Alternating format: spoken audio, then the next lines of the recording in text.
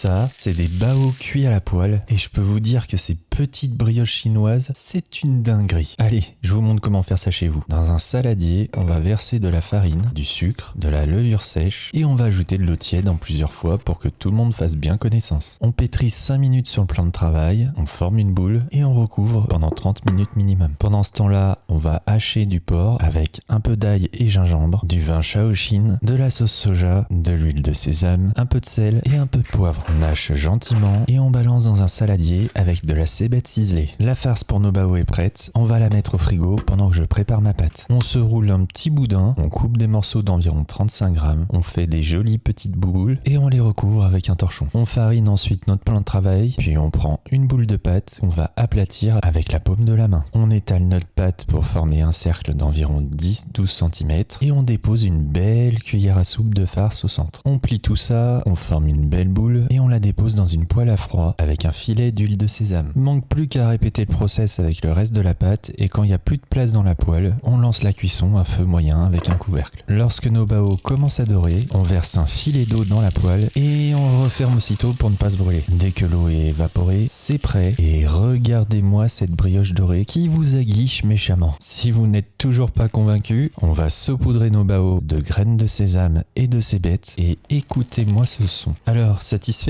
Si c'est le cas, des recettes comme ça, j'en ai plein en stock sur ma chaîne, donc n'hésitez pas à vous abonner. Régalez-vous bien et à bientôt.